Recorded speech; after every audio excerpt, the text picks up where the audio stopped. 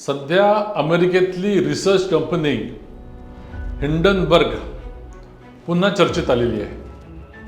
चर्चेत येण्याचं कारण काय, तर त्यांनी भारतीय शेअर बाजाराचे म्हणजे सेबीचे जे चीफ आहेत माधवीबेन बुच, त्या चेअरमनवरच आरोप केले आहे की त्यांनी आणि त्यांच्या मिस्टरांनी, त्यांच्या यजमानांनी अदानीसोबत त्यांचे हितसंबंध आहे आणि त्यांनी भारताच्या बाहेर इन्व्हेस्टमेंट देखील केलेली आहे.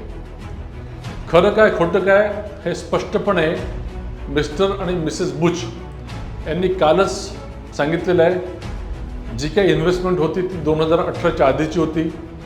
जी काही इन्व्हेस्टमेंट होती त्याच्यातनं मिसेस बुच बाहेर आलेले आहे. सेबीमध्ये त्यांनी जेव्हा पदभार स्वीकारला त्याच्या आधीचे सगळे ट्रान्झॅक्शन झालेले आहे आणि त्यांनी जे काही इन्व्हेस्टमेंट केली ती त्यांनी ओपन मार्केटमध्ये केली आहे, अशा प्रकारचं त्यांनी सांगितलेलं आहे. आता मूळ मुद्दा असा आहे की हिंडनबर्गचं खरोखरच विश्वासार्हता काय. 1 वर्षापूर्वी याच हिंडनबर्गनी अदानी या समूहात मोठ्या प्रमाणामध्ये आरोप केले होते की यांचा जो व्यापार आहे हा सगळा हा खोटारडा आहे, खोटे यांचे बुक्स ऑफ अकाउंट्स आहेत, अशा प्रकारचा होता.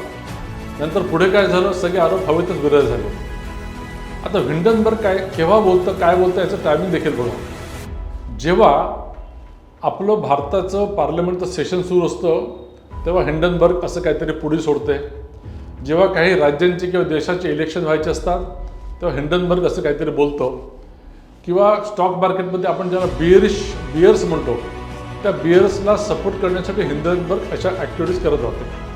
आणि बोलायच्या आधीच म्हणजे काही सेकंदामध्येच राहुल गांधी तत्परतेने त्याच्यावर रिॲक्ट होतात आणि लागले सेबीच्या प्रमुखांचा राजीनामा या त्या सगळ्या गोष्टी करतात. आता राहुल गांधीने देखील राफेलच्या माध्यमातून एक मोठं रान उठवलं होतं. पुढे काय झालं, सुप्रीम कोर्टाची चपराक आली की राफेलमध्ये काही नाही. तर हिंडनबर्ग आणि राफेल हे दोन्ही असे आहेत की आरोप करायचं, हिट अँड रन आणि पळून जायचं, अशा प्रकारचा विचार आहे. आता एवढा मोठा आरोप केला होता हिंडनबर्गनी आणि त्यांना असं वाटलं होतं की आजचा भारतातला शेअर बाजार हा कोसळेल. मात्र शेअर बाजार पॉझिटिव्हली दमदारपणे पुढे जात आहे.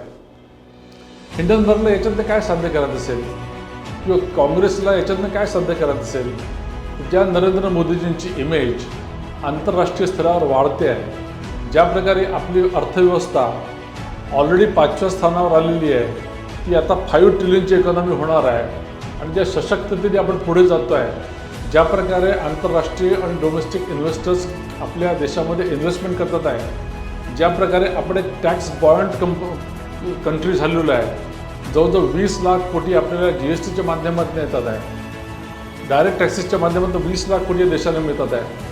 इतक्या मोठा जेव्हा रेव्हेन्यू सरकारला येत असतो, टॅक्स कंप्लायंट असा देश तयार होत असतो, तेव्हा हिंडनबर्ग सारख्या अशा ज्या विघ्नसंतोषी संस्था असतात त्या त्याच्यात खोडं टाकण्याचा प्रयत्न करतात. मला असं वाटतं हिंडनबर्ग आणि राहुल गांधी या दोघांची देखील पत ही मार्केटने ओळखलेली आहे. छोटे छोटे इन्व्हेस्टर देखील मार्केटमध्ये पैसे इन्व्हेस्ट करीत आहेत.